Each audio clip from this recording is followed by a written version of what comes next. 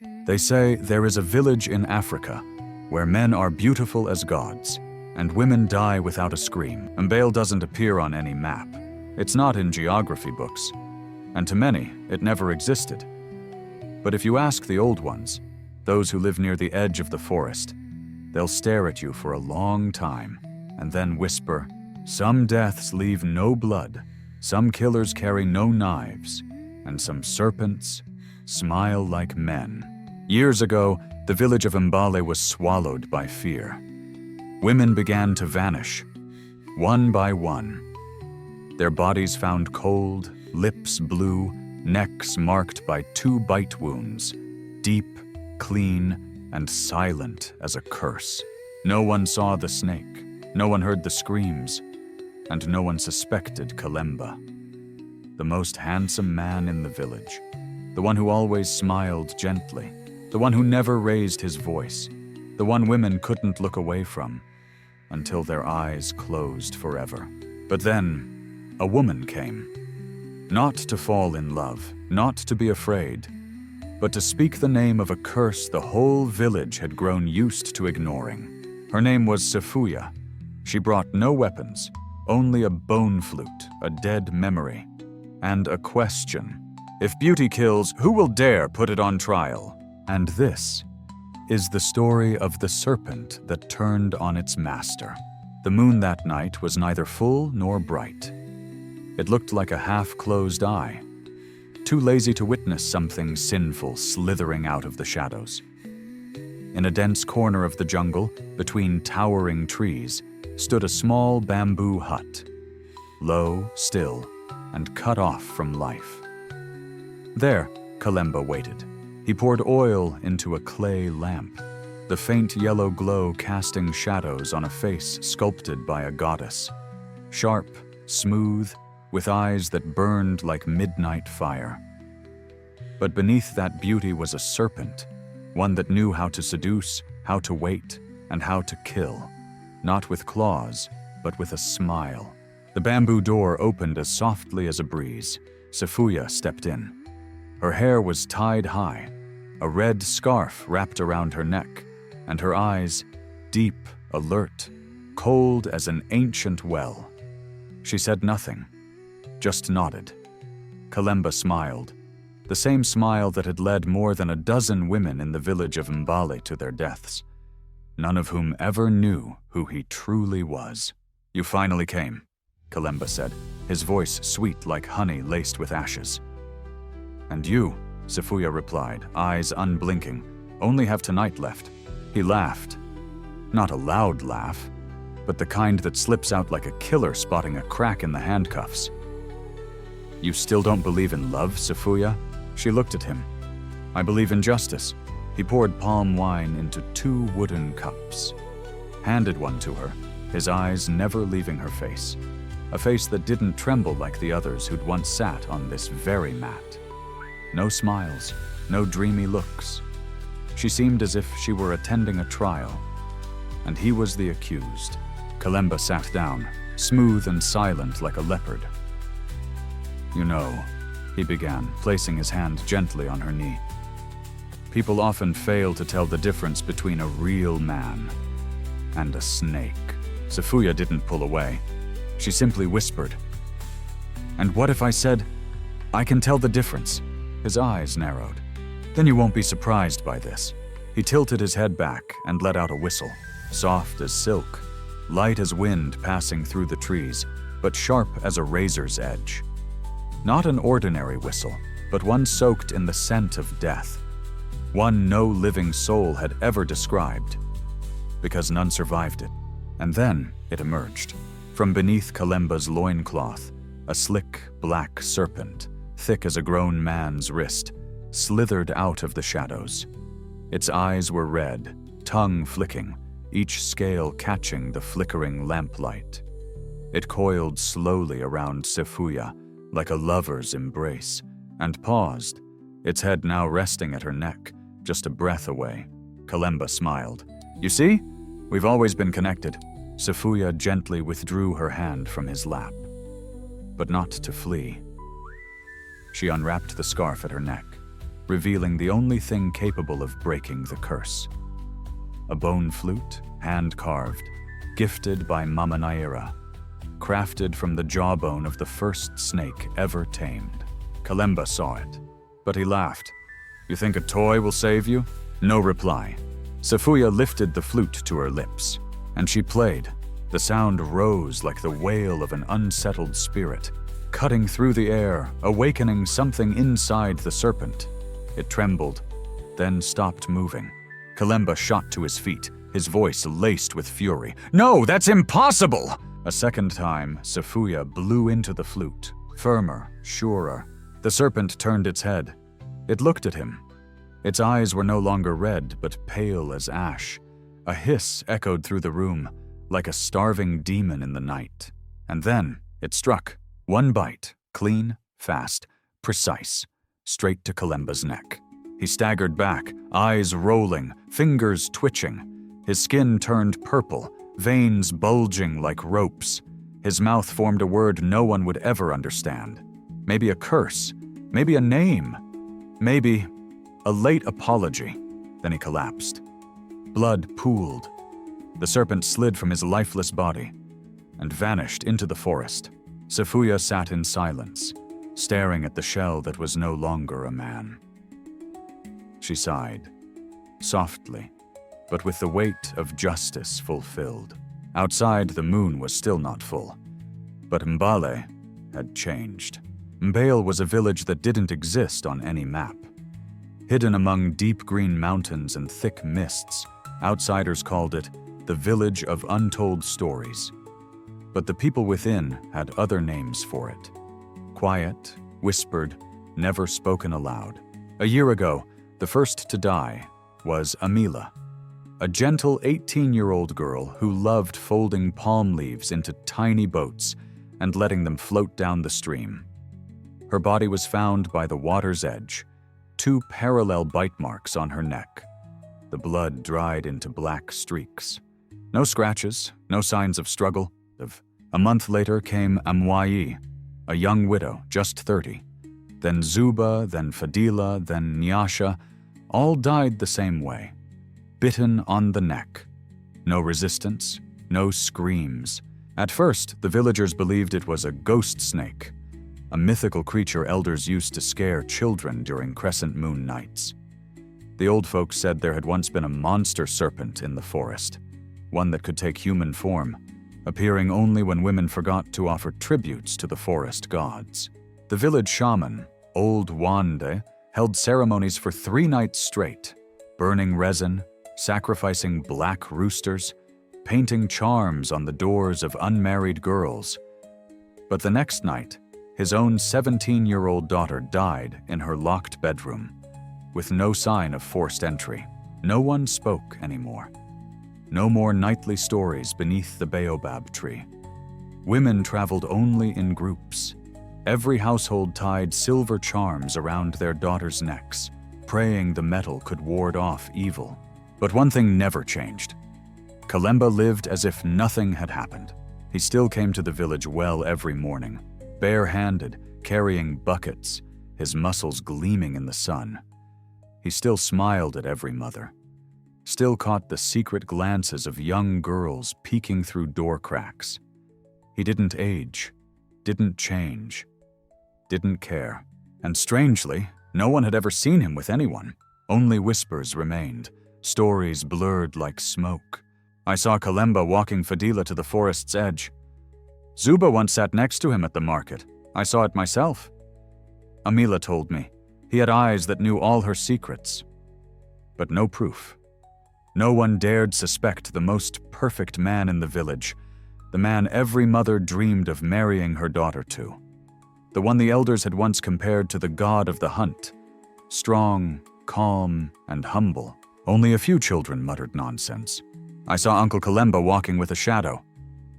I heard a strange whistle. Then the snake came. Adults snapped. Quiet. Don't call the devil here. Eventually, no one asked why anymore. The dead kept dying. The living stayed afraid, but silent. Every time someone died, the villagers gathered briefly, wearing necklaces of dried garlic, reciting chants for the departed, then dispersed before sunset. Everyone looked at one another with quiet suspicion. The air felt like a giant gong being softly struck every night. Not loud enough to wake anyone, but too heavy to let them sleep. Shaman Wanda died suddenly one early morning. Some said he hanged himself out of guilt. Others believed he saw something too terrible in the woods.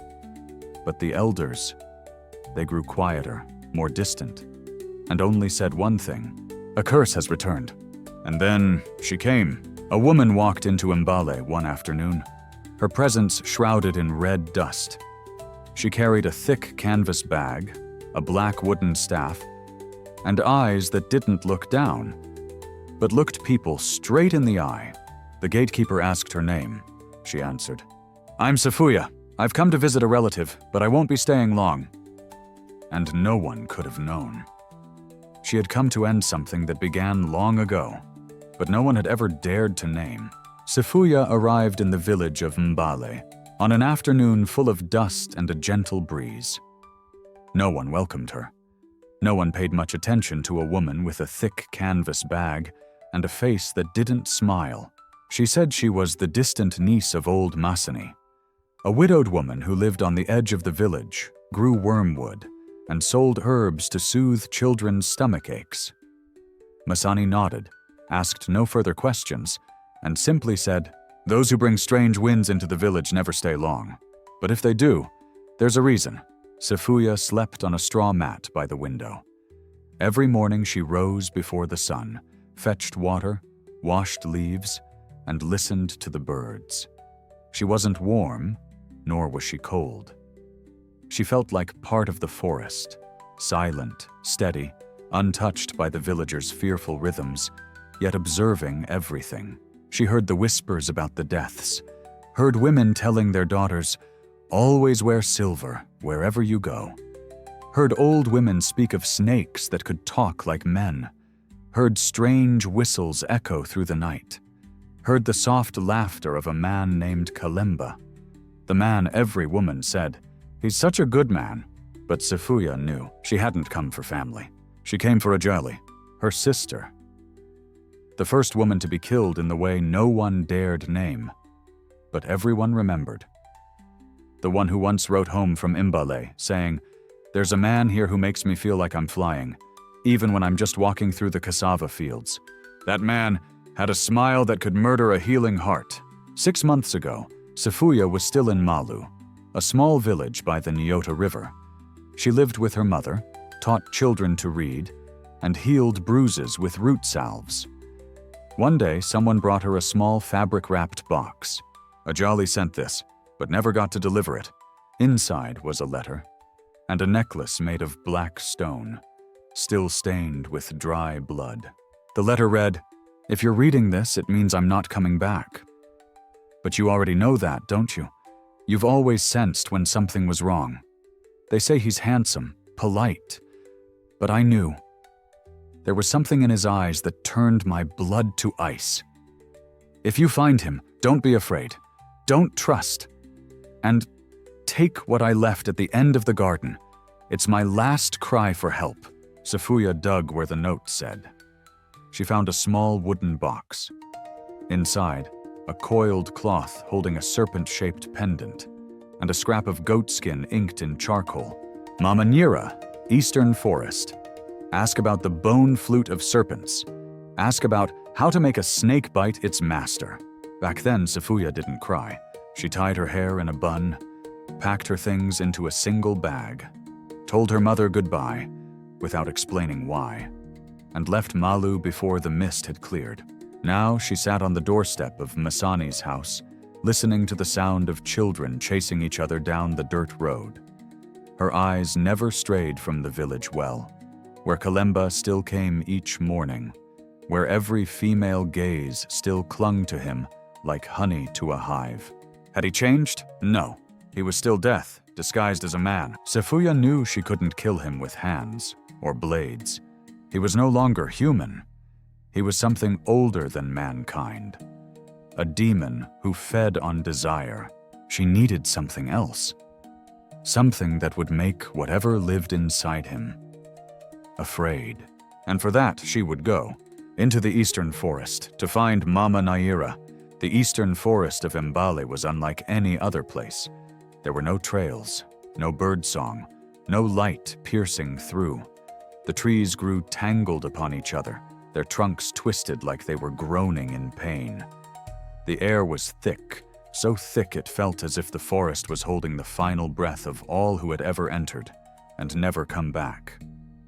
Sefuya entered just as the sun touched its peak. She carried only one thing, a stick of dried incense lit by old Masani at the village gate.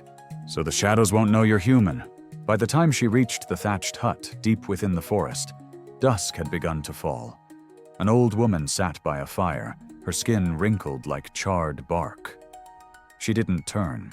"You came earlier than I expected," the woman said, her voice raspy like dead leaves. "I know your name is Nira," Sefuya replied. "No. That name died the day I learned the name of the one you seek to kill." Mama Nira was part of the forest. No one knew her age. No one knew where she had come from. There was only one tale passed down. She was the last to make a serpent kneel. She poured Sefuya a cup of water, black as ink. Sefuya drank. It was bitter but warm. "You've come to claim justice for Ajali." Sefuya nodded gently. "And you think you're strong enough to defeat him?" She said nothing. Mama Nira leaned on her staff and stood. "Kalemba is not human. He once was, but he traded his soul to become a thirst that can never be quenched." She drew a circle of ash around Sefuya's feet and sprinkled black salt around her ankles. "He is a descendant of the Wawira, the serpents who speak the language of men. Legend says when a man uses a serpent to possess the body of a woman, his soul no longer belongs to the earth." Sefuya looked her straight in the eye. "How do you kill something that is no longer a man?" Mama Nira smiled for the first time, but it was not a warm smile. "You don't kill him. You make him see himself. You make the serpent turn its head. You make him destroyed by the very thing he once fed." From the goat hide-covered attic, she pulled down a long wooden box. Inside was a bone flute, short, ivory white, carved with ancient symbols, a serpent's eye, an open mouth, a lunar eclipse. "This is the flute of the mother serpent. The first blow will stop the snake. The second will make it forget its master. The third will make it attack whoever is weakest in the room." Sefuya took it in her hands. It was light, cold. It felt like it carried the memories of restless souls. "But be warned," Mama Nira said. "If your heart wavers, if your spirit trembles, the serpent won't strike him. It will turn on you." Before Sefuya left, the old woman handed her a piece of red cloth. "This belonged to Ajali. She came here once, but she wasn't cold enough." Sefuya clutched the scarf. "I didn't come to win, I came to end it." Mama Nira watched her until she disappeared into the trees. The fire dimmed in the hut. The forest fell silent once more. But in the shadows, small, glimmering eyes watched her go. Since the day Sefuya arrived in Mbale, Kalemba had not taken his eyes off her. He didn't rush. With others, a single smile was enough. But with Sefuya, he felt the need to use everything he had. His eyes, his breath, his voice like honey poured straight into the soul. At first, Sefuya avoided him. No more than a glance, no more than a nod. And it was that silence that intrigued Kalemba more than anything else. On the 5th day, he approached her at the village well while she was carrying water. "Let me help," he said. His voice was low, soft, like a drumbeat on a moonlit night. Sefuya didn't turn. She answered quietly, "I'm used to it." Kalemba stood still for a moment, then smiled and stepped closer. "In Mbale, I'm not used to seeing women work alone." "Funny," Sefuya said, still not looking up. "I've heard many women worked very hard because of you." He froze, but only for a second. Then he laughed. "I suppose you have a sense of humor." "No, I just have a good memory." The next day, he left a basket of fruit at Masani's door. The day after that, a folded cloth embroidered with red flowers and a note It suits someone like you, Kalemba. Sefuya didn't touch any of it, but she didn't throw it away either. She left them on the porch, like evidence, like bait. Kalemba saw it all. He knew. She was different. He saw. She wasn't surprised by his beauty. She didn't flinch, didn't blush, didn't talk much. He began to grow impatient. On the 10th day, Sefuya was peeling cassava when Kalemba returned. This time he sat across from her, silent for a long while. Then asked, "Aren't you afraid of me?" She looked up. "I've seen a snake swallow an entire bird's nest. What I fear isn't the fangs. It's the gentleness right before it coils around your throat." Kalemba smiled again, this time uneasily. "So, you're being cautious?" "No," Sefuya replied. "I'm observing." That night, Kalemba returned to his hut. In the dark, he let out a whistle, longer than usual. And from beneath the mat, something slid out. A snake, thick, black, eyes glowing red, breathing in short, hissing bursts, like a distant funeral horn. "She's not like the others," he whispered to the serpent, like speaking to a lover. "She makes me feel thirsty." The snake flicked its tongue. Kalemba looked toward the door. "And the thirstier you are, the sweeter the drink." At that very moment, Sefuya sat beneath the pale moonlight on the porch of Masani's house. Her fingers traced the bone flute. She brought it to her lips, then lowered it. Not yet. She knew. Kalemba was approaching. But he hadn't seen everything yet. He still thought this was a game. He hadn't seen the blade hidden behind her stillness. She didn't come just to end a man. She came to end a cycle, a curse, a silence that had lasted for generations too long. The moon that night was fuller than ever. But Mbale remained dark. Sefuya walked alone. No lamp, no blade.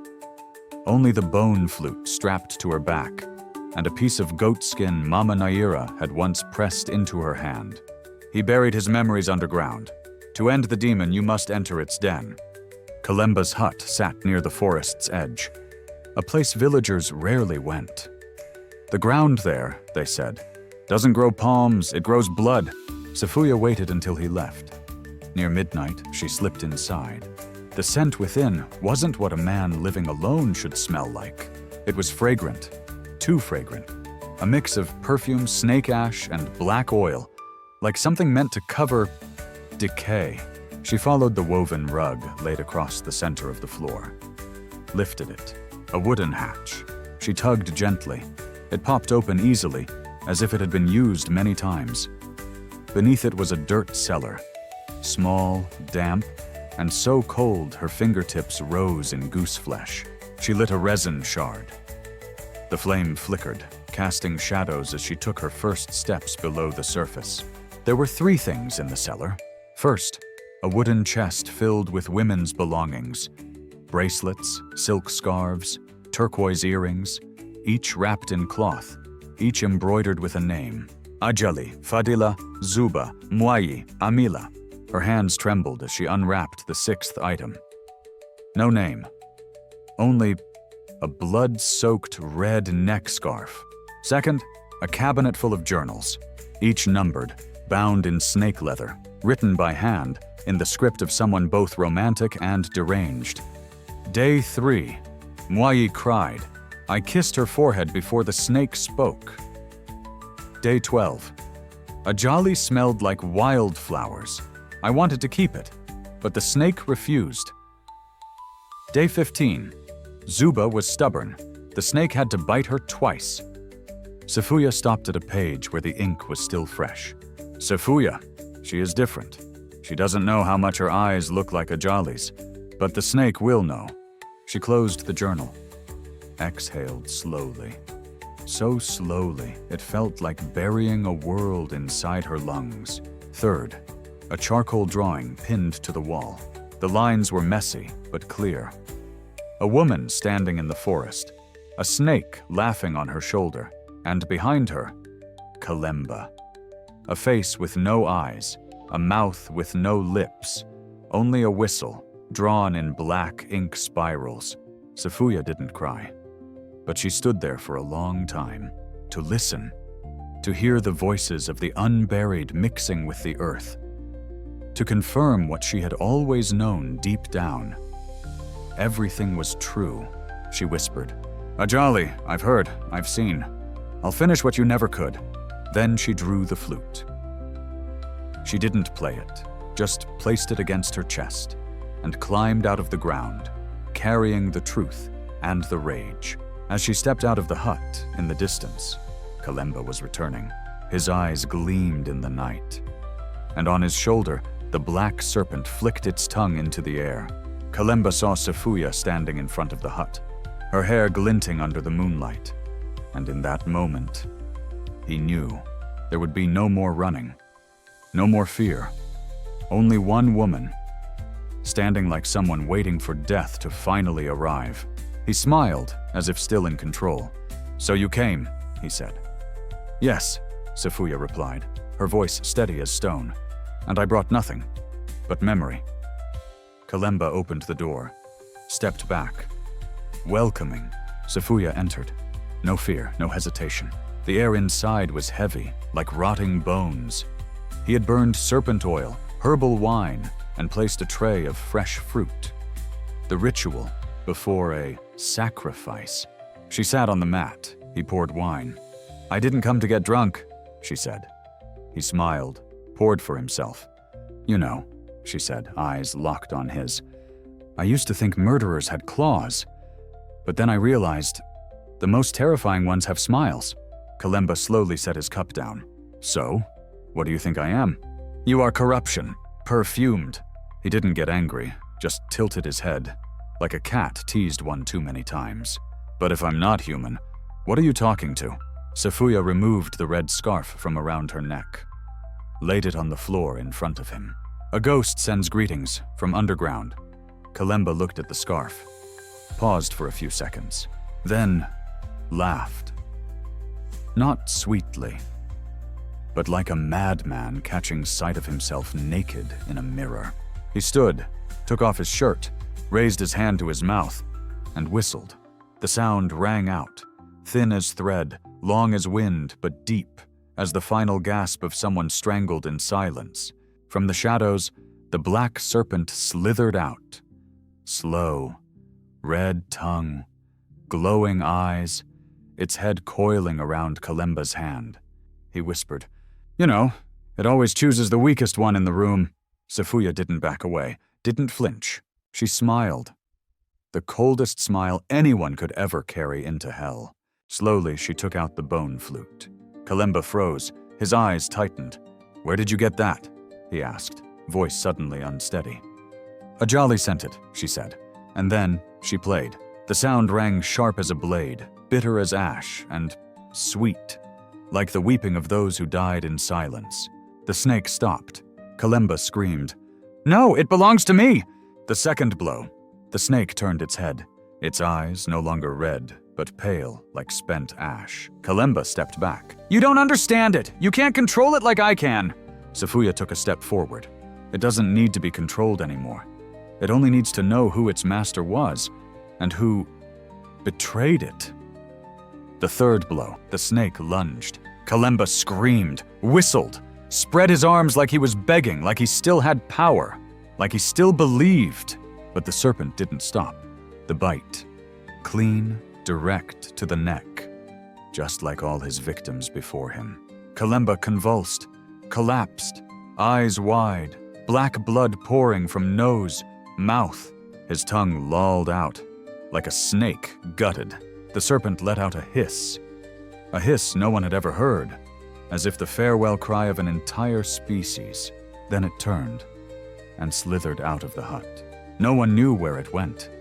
Some said it turned to stone. Some said it became rain in the forest. Sefuya didn't care. She walked to his body, looked at him the way one might look at a cracked clay statue, then whispered, Ajali, you heard the serpent scream, and I made it choose who should have died. The next morning, Mbale was no longer the same. The sun rose slower. No village drums were struck. No one went to the market. People stood outside Kalemba's hut and stared. In the early light, His body lay naked on the ground. His once beautiful face was gone. His eyes were wide open, purple and bleeding black. His neck bore the mark of the serpent, like a curse biting its own tail. Sefuya stood before the crowd. No tears, no trembling. She simply held up a red scarf, stained with blood, and spoke a name, Ajali. Then she held up the journal. Each page, a crime handwritten. She opened the chest. Amila's earring, Zuba's scarf, Fadila's necklace. The villagers stood frozen, as if something invisible had gripped their throats. A mother collapsed. I once told my daughter, he was a good man. A man whispered, I used to dream of being like him. A young girl burst into tears. I almost followed him to the forest's edge. Sefuya looked up. Her eyes held no blame, only truth. Kalemba wasn't a demon, he was a man. But he chose to become a demon because he knew your silence would protect him more than any spell. No one spoke, but their eyes, they had changed. No longer dazzled by beauty, but awakened by clarity. That evening, they buried him at the edge of the forest, a place no one visited, no one remembered. No prayers were said, no name was spoken, only a stick in the ground and a scrap of leather with a single word, serpent. The next morning, Sefuya left Mbale. She said no goodbyes. She simply placed the bone flute in Masani's hand and said, if one day the girls fear gentle eyes again, blow this. Years later, they still tell the story of a woman who entered the serpent's den and survived. She had no magic. She held no power, only memory, conviction, and the belief that, if I don't end this, who will? In Mbale's future scriptures, a line was written, beauty is a gift, but without a soul, it's just a blade wrapped in silk. And when mothers lulled their children to sleep, they didn't tell tales of princesses. They told the story of Sefuya, the woman who spoke truth aloud, the one who faced Kalemba, the man everyone admired, but no one ever dared to question, the woman who, though she came only once, left behind a name whispered forever like a warning. Her name was Sefuya. She didn't come to be remembered. She came so no one would forget. Sometimes evil doesn't come with fangs. It comes with a smile, cologne, and the silent approval of a community. Anyone can become a Kalemba when they are praised but never questioned. And sometimes, justice doesn't come from a courtroom. It comes from women who know that silence is a crime. Thank you for staying until the very end. If this story stirred something in you, leave a like, share it with someone who needs to hear it, and subscribe to the channel. Tap the bell and let the next tale find its way to you, just when you're ready.